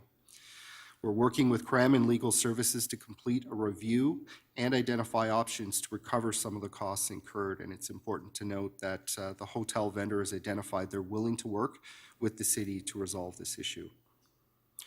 Although every effort is made to ensure costs that are not for the primary purpose of providing shelter are minimized, we will further explore opportunities to minimize those costs where applicable. And as I mentioned, review those rooms that are currently not available for clients to sleep in to see if we can bring some more of those back online for that purpose. So again, we will transfer the oversight of these contracts over to CREM as soon as possible. And we will continue to implement the enhanced IPAC practices through IPAC audits and staff training in accordance with medical direction from the province and from Toronto Public Health. And in addition, we'll work to make this information available to council and to people using the system. So finally, just I guess a thank you to Beverly and Ina and the whole team. You know, we've been working with you for, gosh, I think 28 months off and on over the course of this. And I mean, your findings and insights have been extremely valuable, both as it relates to the work we do with clients, but as well as for the services that we procure with tax dollars, which is so important to understand and to unpack. So welcome your findings and appreciate all of the work. Thank you. Thank you, Mr. Tanner. Thank you, Madam Auditor General. Thank you, Ms. Chen. With that, are there questions from the committee?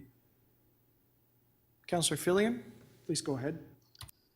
Thanks. I have a few public questions, but most of my questions I think will need to go in camera for. So just starting with some of the costs, and I don't know whether this is a question of the Auditor General or of Mr. Tanner, but to pick an example, $33 per day per person per food, if I understand it correctly, with one group of hotels. What is the comparison for what it costs to feed people per day in some of the non-hotel shelters?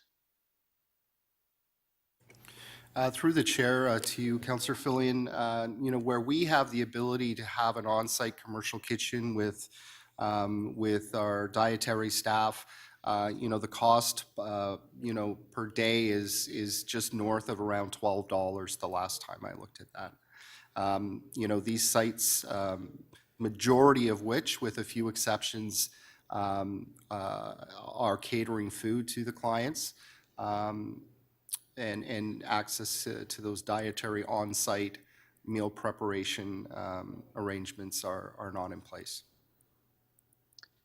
And is that because we're not allowed to do that? Is that a requirement of the lease that we have to use their, I don't know, you'd call it their kitchen staff, their catering staff? Obviously, that's an awful lot of money that we're spending when you compare the two costs. Through the chair to you, Councillor Fillion, this is a part of the contract that we'd established with the hotel vendors as we ramped up this you know 2,600 plus rooms as part of our pandemic response. Yeah, okay, but I could think my question was, could we have done it ourselves? Was that an option? Could we have brought in our own caterer rather than using whatever we're using that costs 33 per day? Through the chair, Councillor, so this was part of the contracts that we established with the hotel providers that was inclusive of both a per room cost and a cost to provide 3 meals a day plus snacks for the individuals. At the pace at which these programs started, we did not have the capacity to explore alternatives. I can't tell you in every case with those contracts whether it was a requirement to have the food as part of the hotel lease, but certainly I would imagine that is part of some of the hotel contracts that we have, is inclusive of this dietary service. So that I know that that many of the hotel shelters started up during the pandemic, and it was understandably a bit of a mad scramble. But were there not some operating prior to the pandemic? Through the chair, Councillor, yes, we had at least 2 or 3 hotels that were operating prior to the pandemic that were a part of our refugee response, and at the time those hotel vendors also charged for the dietary component of the service. So we were paying $33 per person per day before the big rush. Through the chair to you, Councillor, I actually think we negotiated down the cost for the per day dietary cost once the pandemic had started. I think previous to that, we were looking at a cost of approximately $42 per day for the dietary service. Wow. And just one other example, I won't go into all of them. The printers, which was, a ridiculous cost that was cited, $68,000 for the use of 2 to 4 printers at one location. Were we required to use their printers, or could we have rented a printer? Through the chair to you, Councillor, we have, that was a cost to use their printers. We should not have been using those printers. That was, as an oversight on our part. I understand that the vendor has agreed to return that money, but that was a cost that should not have been incurred. Okay, thank you. I think those are all the questions I can ask in public. Thank you, Councillor Fillion. Councillor Nunziata. Yeah, I just have one question. As far as we paid $840,000 for storage, so that we forgot to remove or relocate. So, I mean, how did that happen? How could we not remove what we had in storage and just kept them there, and we were charged $840,000? So through the chair, Councillor, there's at any shelter site at any time, there's always a need for storage. It's driven by, clients who use that program that may have belongings that are in excess of what they can hold in their room, or belongings that are left behind if that client leaves the shelter program. As per our shelter standards, we're required to hold on to those belongings for a period of time, and that's what makes up the bulk of the storage that was referenced here, I believe, in the AG report. So how long do we have to hold on to them? As Toronto, I'd have to check the standards. I believe we have to hold on to them for at least 30 days. In some cases, these are people's personal effects, sometimes all they have. So we do our best to hang on to them for a reasonable amount of time, hoping that the person would return to gather those. And it cost us $840,000 for that. We couldn't have relocated them. I mean, it's an awful lot of money. Through the chair, Councillor, I think the Auditor General's flagged that we should be looking at some alternatives to the space that we were storing these belongings in, and that's something that I concur with and is something we'll do going forward. Thank you. Thank you, Councillor Nunziata. Are there any other questions from the committee? Because I've got a couple. And I'm assuming, Councillor Fillion, you're going to want to ask some additional. Is that correct? Not in public. I think my questions are all in camera. I can try them in public, but I'm Okay. pretty sure they're in camera. Okay, yeah, we'll definitely, if we go into camera, we'll need you to identify the rationale and therefore, you know, the line of questioning. And I know that the solicitor is getting prepared. So if you can try them in public, that would be helpful. And then if we go into camera, we go into camera. So I'm going to take a couple of questions myself right now, if that's okay. How many contracts do we have now, today, June 2022?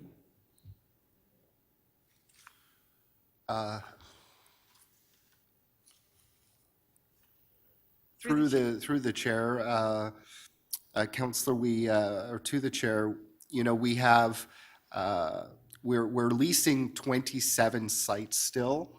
However, there are vendors that own multiple hotel locations that we would have one contract with that vendor. I can get back to you on the total number. That approximate is fine. And is that number consistent through the period of this audit? So through 2020, 2021, 2022, is it growing or is it shrinking? It's grown and shrunk, if you will. We've closed a couple of sites, and yet even as late as you know, December of 2021, we added an additional site. Now, in December 2021, we were still in a very active time during the pandemic. And so things are different right now. Now, we can't predict the fall, but where are we headed at a macro perspective over the next calendar year? What do you know? Yes, so through you, Chair, we have plans to close up to 5 of our COVID transition sites this year. 2 of them have closed so far, which leaves up to 3 that we will be focused on closing within 2022, subject to the ongoing demand for service and demand for shelter. So Ms. Chan had a slide a little bit earlier, and Madam Auditor General had a slide a little bit earlier. We don't have to pull it up, but it essentially said to me, as of April 2022, when they last looked, there were still operators being paid outside of the flat all-in daily rate. Can you explain that to me? Are we still paying outside of the terms of the contract? And if so, why? Through you, Chair, the one aspect which was identified by the Auditor General of the DMF tax had been stopped fully in January of 2022. The 2 additional charges that have been identified, one facility surcharge or / gratuity, as well as the charge for vacant rooms, we have continued to pay as we are consulting with legal services with respect to you know, the go forward on those 2 issues, as well as recouping the cost from the overcharges related to the DMF charge. Okay, how many hotels charged the DMF? Where it was found they were not members of the group that normally charges DMF. Through you, to you, Chair, I believe it's 1 vendor, which would make up 6 or 7 of the hotel sites. Yes. Okay, can you explain to me the rationale of a gratuity charge? Through you, Chair, this is, again, something we're in conversation with the hotel vendor about. You know, they have expressed to us this is a charge that is shared with the hotel workers, and so continues to be paid subject to our engagement with legal services on that specific issue. Okay, and is there a proportionate relationship or an inverse relationship to the city's acquisition of rooms in relation to shelter for pandemic? So that activity goes up, and with generally renting hotels in the city and tourism going down. So in other words, were those hotels generally vacant because people weren't traveling at the time? Yes, to you and to the chair, that's correct. The travel industry certainly provided an opportunity for us to quickly access and find additional space in hotels across the city of Toronto. So travel's up now. How does that square with a hotel industry that is now becoming busy? And yet we still, and I think I heard from you, is other than 5 or 3 sites that are coming offline, we're still going to be looking to maintain contracts for rooms. How does that work now? So through to you, Chair, we certainly are continuing to work with some of the hotel providers to provide shelter space that's badly needed for individuals. You know, I think I can only speak anecdotally to the impact of the travel season and whether we certainly see that more people are moving now, what the global impact is to the Toronto hotel and travel industry, I couldn't tell you. Okay. I'm out of time, so I'm going to turn this back to my colleagues. Councillor Fillion, you had indicated you had some questions. Did you want to try them in public? And then if we need to go into camera, we'll move that motion. It's the last item, so we can go in camera, we can have those questions posed, and then come back out and finalize the item in the meeting. Well, I'll tell you the nature of the questions, so you can tell me if you want me to try one or not. It has to do with how the situation could have happened with the overpayment of costs and also with the recovery of those costs.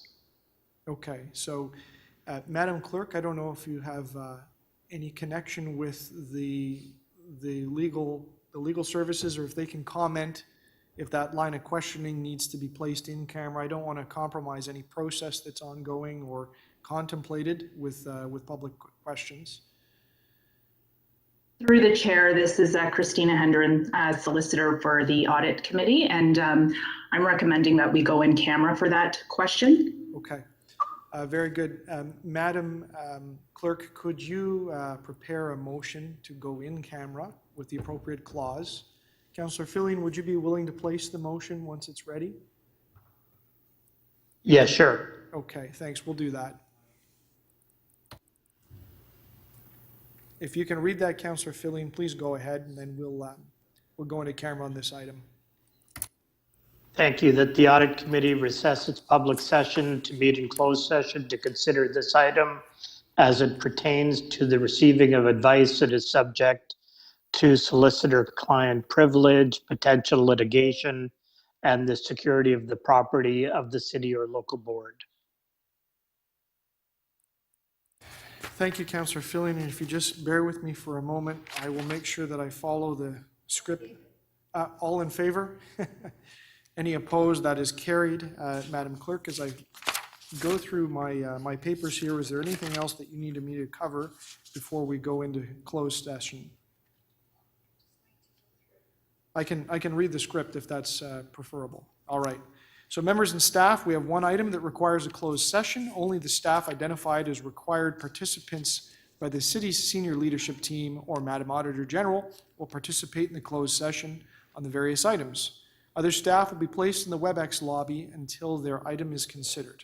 This is the last item I will make note.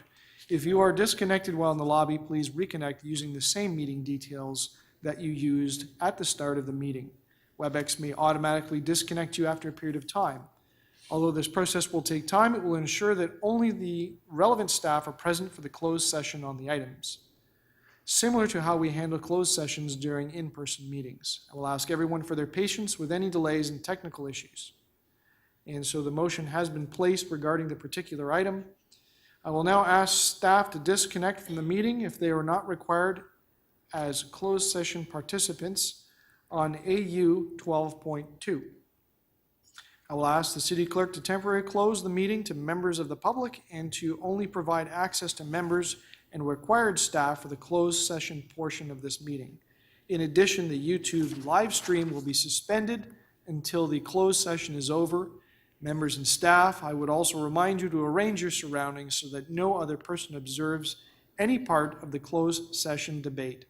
As I noted earlier, the closed session will be restricted to staff who are identified as required participants by the city's senior leadership team or Madam Auditor General. Senior leadership team staff can now speak up or email auditcommittee@toronto.ca if they have additional required participants for the closed session on item. We appreciate your patience as the clerk ensures that only members and identified staff are in the closed session.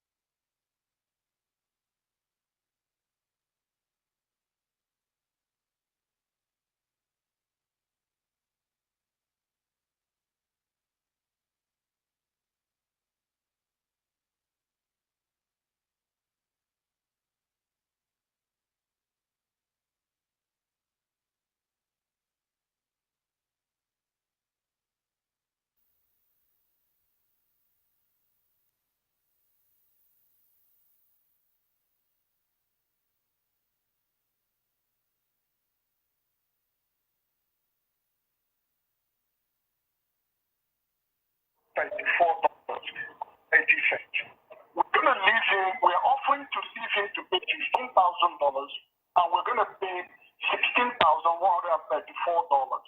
In addition to it,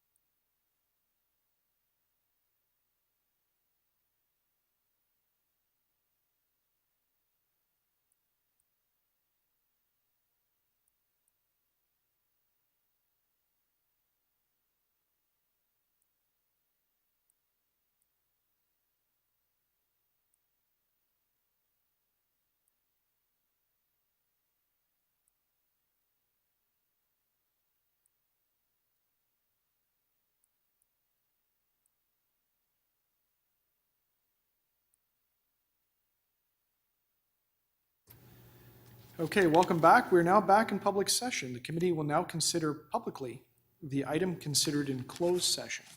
And that is AU 12.2, Part 2 of the Audit of Emergency Shelters, Lessons Learned from Hotel Operations.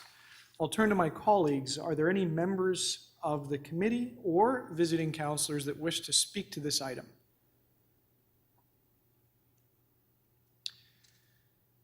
Seeing none, I will then turn to myself, and I do have a motion, which is going to ask for some additional reporting.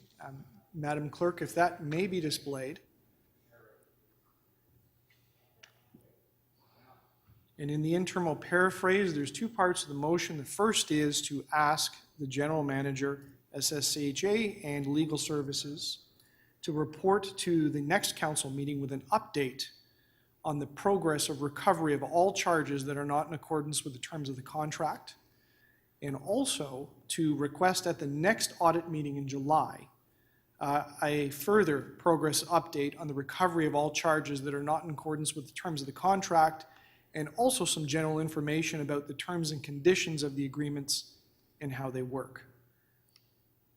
So hopefully members of council see that all on their screen.